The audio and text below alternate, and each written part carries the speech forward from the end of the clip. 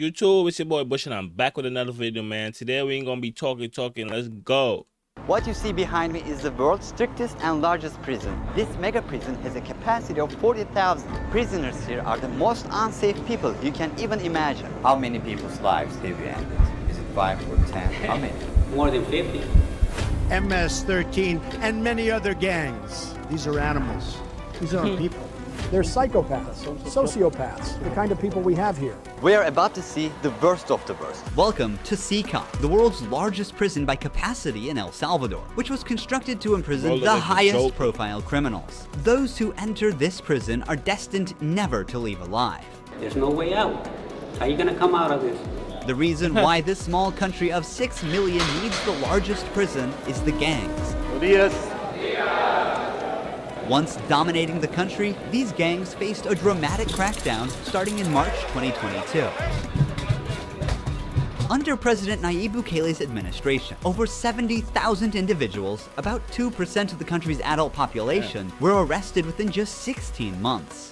That should look like an internment camp. Buses transported thousands of chained gang members to CECOT in a tightly coordinated nighttime operation. Sitting one behind the other, heads lowered, they looked like a single mass. Surrounded by armed guards, none of them dared to resist commands.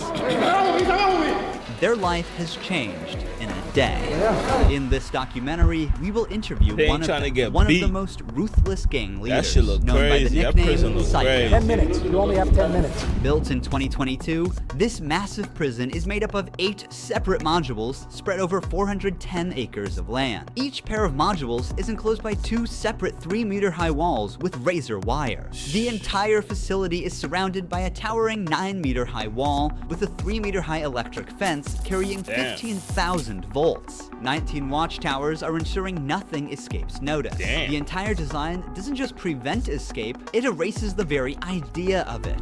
Hello. Hello, we have permission from the presidency. The soldiers stopped us. We're hoping this will be the last checkpoint. The jammers blocked all signals within a 2-kilometer radius of CECOT, completely cutting off all communication. Over 600 soldiers work only to secure the perimeter. We are going to leave all of our belongings here before entering the prison. We will only carry our cameras and microphones, that's it. Pass slowly. Look at the camera, the body scan. I forgot my wedding ring on. Well, that needs to be put away over there. This high-capacity X-ray scanner even shows bones and internal organs. It's mainly used to scan newcomers, ensuring no one tries to sneak in anything forbidden on their body before entering.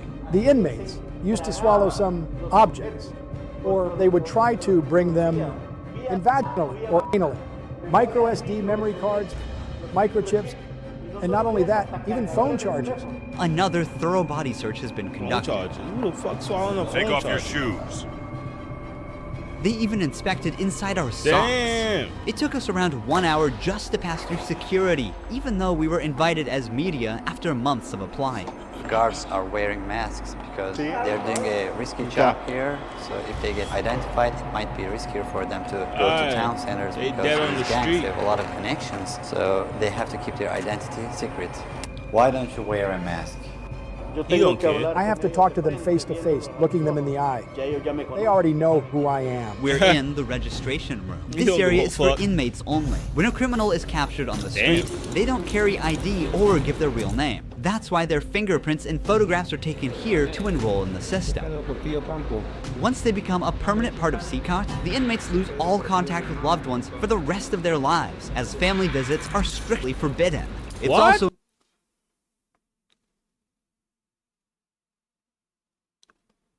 What? That's inhumane. I mean, they probably doing some inhumane shit, but damn, that's inhumane. At least they mom or somebody. The only time their parents could see them is when they died. Damn, that's sick. It's also important to note that a small number of innocent people were mistakenly imprisoned during the big crackdown. Because of the no-contact policy, their families have no idea where they are or if they are still alive. For some, this documentary could be their first chance to see a missing loved one. Before entering the modules where the inmates are, we visit the armory of the prison. This section is a must in case of possible riots, and these convicts are the most unsafe people on earth. The type of firearm we use is a T-65 rifle, similar to the M16 rifle. We also have this other firearm, which is a 12-gauge shotgun. A Sig Sauer rifle allows us to maneuver in spaces that are too tight to move. Whenever criminals are arrested and dragged to the bus, various cuffs and chains are used to restrict their movements and minimize the risk of harm to officers. Has there ever been a riot? So far, there have been no escape attempts. We have the worst of the worst within criminal organizations here. The riot gear consists of a head protection, a face shield, neck protection, an anti-trauma vest, leg protection. Yo, this shit, I get it's a prison and they do bad shit, but this shit look like a modern day internment camp. Like, this shit just look crazy. Protectors, shin guards, and of course, a shield. Generally, in the prisons, we see inmates invent any kind of handmade weapon, like awls or knives. They are fully protected. You can see how he protects his feet. Since this prison is so large, we have to hop on this bus. We are entering the module area. To keep the country safe, 1,000 staff members work inside CECOT. It is impossible, but let's just imagine that an inmate get out of the fortress. These pebbles that you see are put here intentionally because when they walk on these pebbles, it works like an alarm system. It makes a noise, they cannot sneak away. Have they tried to escape? No. Could they try? Difficult, because they would have to go through a series of security rings. CECOT was built with its own infrastructure in an isolated area, including an electrical and sewage system to prevent external interference. In case of an electricity cut or water supply issue, the cisterns and power plants will maintain operations for up to a week. I'm so excited. We're gonna be face to face with the most dangerous criminals in the world. It is pretty tense. We are entering one of the modules now. You are seeing the third and fourth modules next to each other. An offender who enters one of these buildings never exits through these doors. In a few steps, we'll be surrounded by more than 2,500 inmates. It's like stepping in the middle of controlled chaos.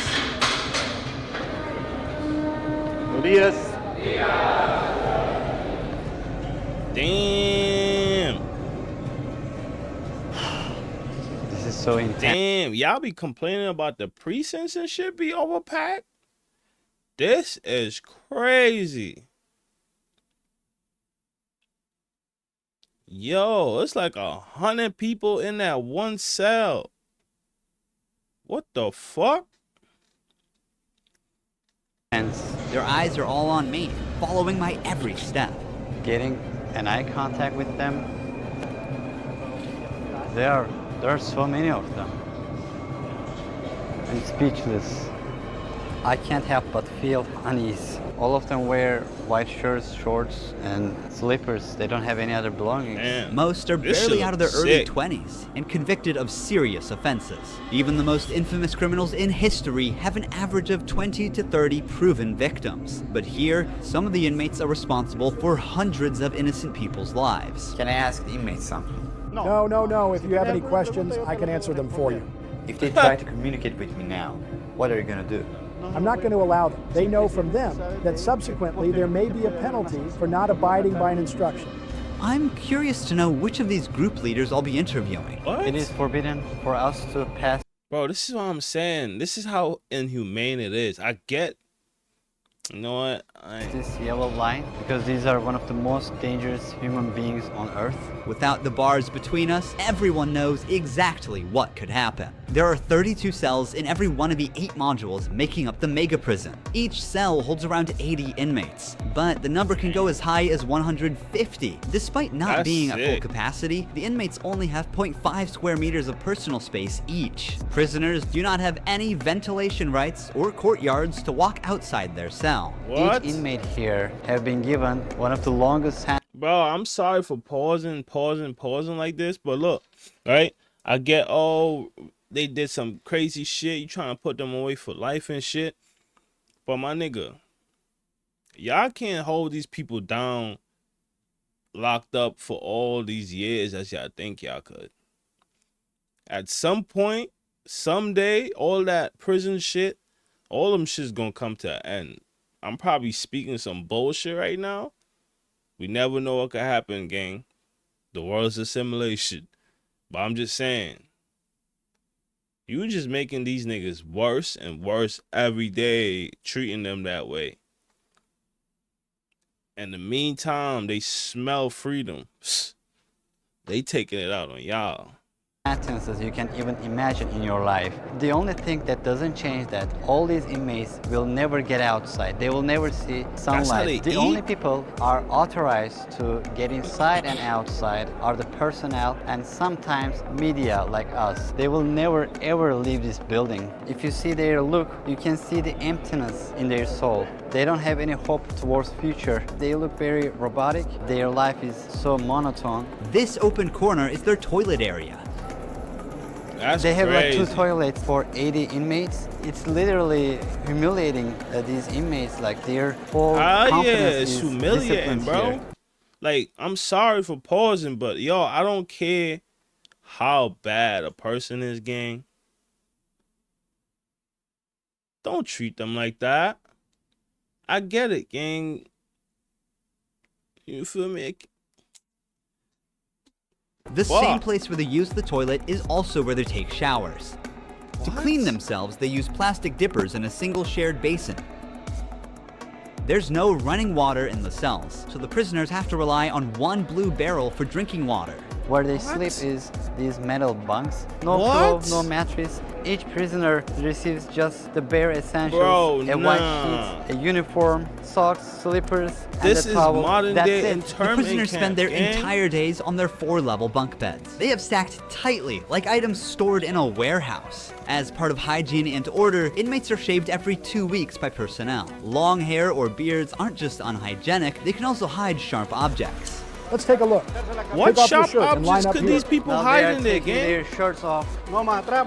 These inmates were once part of the MS-13 and Barrio 18 gangs, which controlled the neighborhoods of El Salvador. These two rival gangs spent years extorting money from locals and causing great suffering to Salvadorans. There is Barrio 18, MS-13 gangs all together in one cell. That's right, just like that. The entire module is the same. They all live like this. Outside, entering each other's neighborhood could mean being torn apart. Yet here, they are side by side until their last breath. How do they live without attacking one another? They have to learn how to live together. Here, they are in a prison. They are not on the street. Most of the inmates have tattoos covering their entire bodies, even including their faces, showing their loyalty structure. For MS-13, tattoos often include initial letters or the number 13. Members of the other gang use symbols like 18 or 666, which add up to 18 and symbolize. Damn. Bro, look crazy.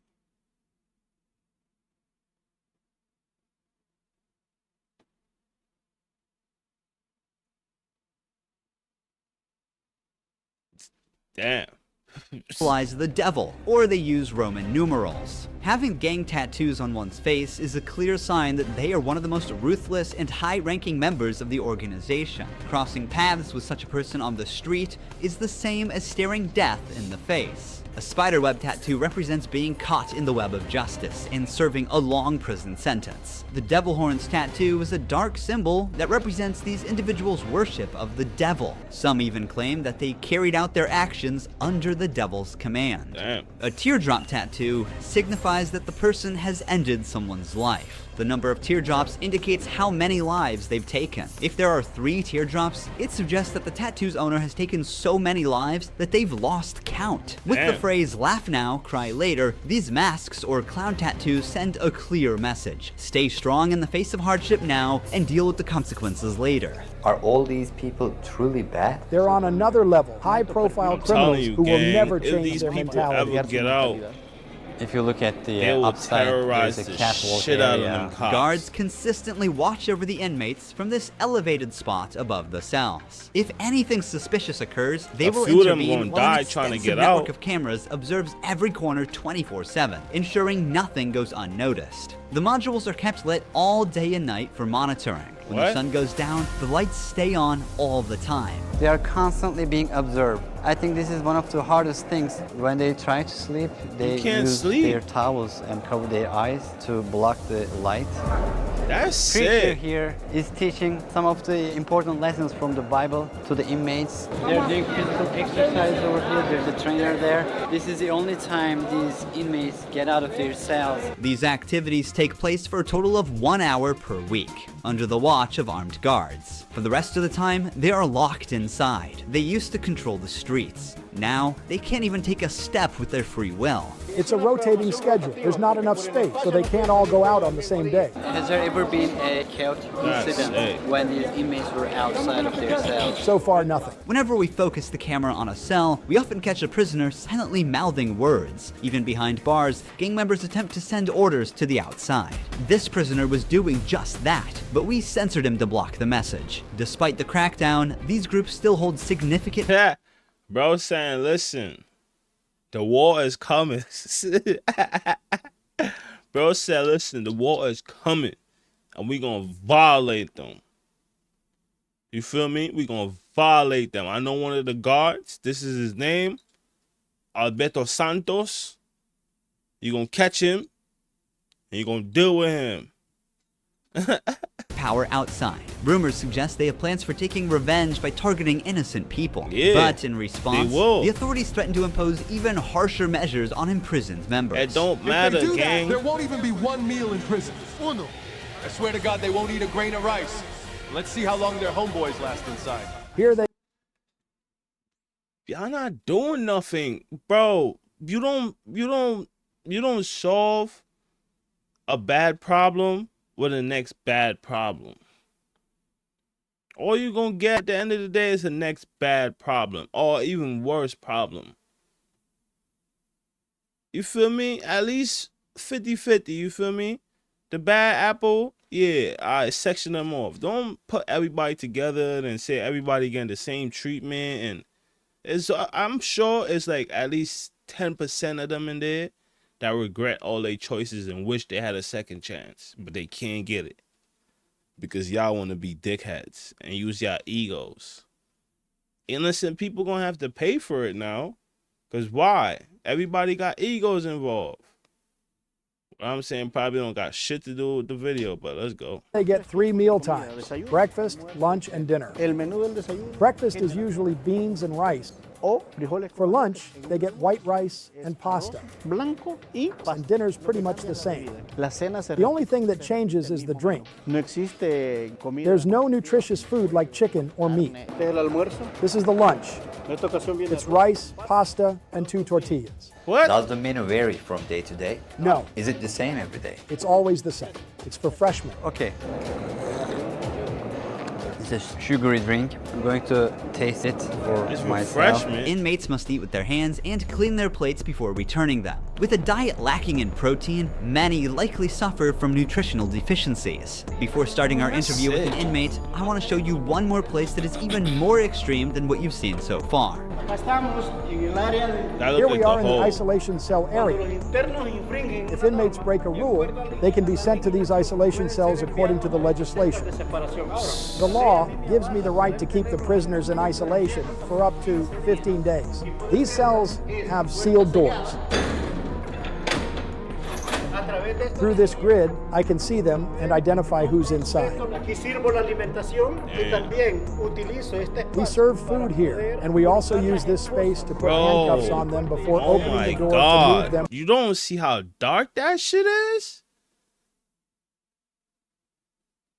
Bro, this is like them dungeons and fucking mess holes and whatever you could call it in the movies you be seeing in ancient times and pirate shits and what the fuck?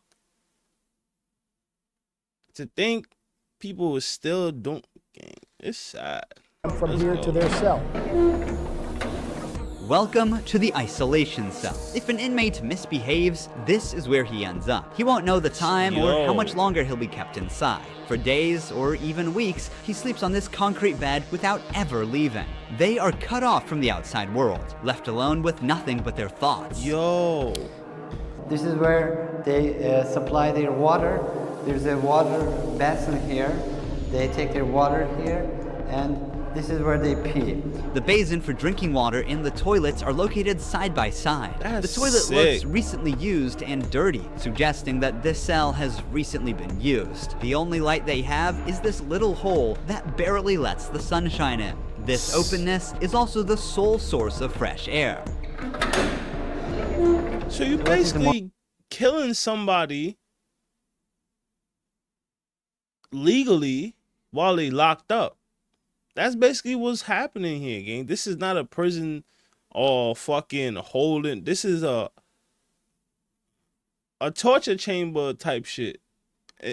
Yeah, pretty much. The fuck? Most challenging thing about isolation room, according to you? Inside, you don't even see your hands. So when someone is isolated, it is necessary for them to have something, a book, anything, to keep their mind clear. But here, they don't have access to any of that. No matter how tough a criminal is, this kind of isolation breaks them. This is necessary for the type of offenders that we have here. People who once played God by deciding who would live and who wouldn't live deserve the worst punishment. We don't now say y'all that playing fucking gods y'all damn self. I'm gonna be pausing this shit right now, bro, because look, y'all not solving any problems, gang. Y'all just making the people on the outside seeing this even more furious. They family members probably seeing this and making them more furious. They family members probably innocent people too, but they seen they family members being treated like that in prison by their own country. They feeling disappointed. They feeling let down. They're like, oh, they couldn't get a second chance? Or at least a more humane way of living? Like, bro, this is sick. And y'all saying, oh, the crimes they do is fitting in the punishments and Bro, at the end of the day, everybody gonna have to answer for all the bullshit they be doing. And y'all gonna have to answer.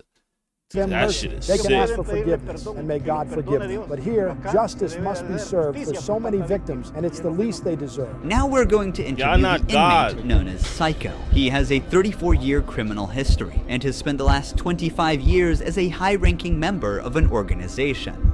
10 minutes. You only have 10 minutes.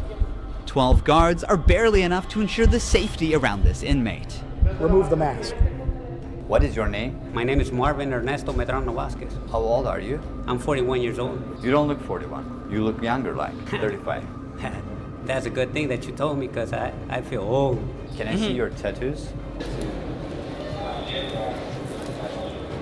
MS-13. When did you join this crime organization? In 2004, but I started my criminal record since I was 11 years old. How did you first become involved? When somebody's born with just a mom and the mom is working, you look for the streets. You look for somebody to help you out. I said, oh, my mom's poor, I need some shoes, I need some clothes, and I started robbing. Then I need a father figure because I didn't grow up with my father. And then I looked the group of gangs. Then I did a side, and I came right here to El Salvador, trying to change my life, but I seen that there were more gangs right here, and I started doing the same thing I did upstate, and I got locked up. I've always been one of them persons that wanted to accomplish the things that they put in their mind, and I accomplished everything I had to do right here, but I'm right here. This is how the devil pays the people. Is it true that to join this crime organization, you need to end someone's life? Yeah. But the first one must be one of your relatives, right? Yeah, because you got to gain territory for your gang. I lost my mom, my dad, my son, everything right here because of the gangs. When I could be with my family, upstate, the United States, a better life, but you know, we took wrong decisions. Upstate New York. This is the cause of this. That's why I tell the youth, go to school, listen to your mom, listen to your dad. Don't live this life that we live right here. There's no way out. How many people's lives have you ended? Is it 5 or 10? How many? No, if you talk about what you used to do in the jails after, it probably get a few more than 50.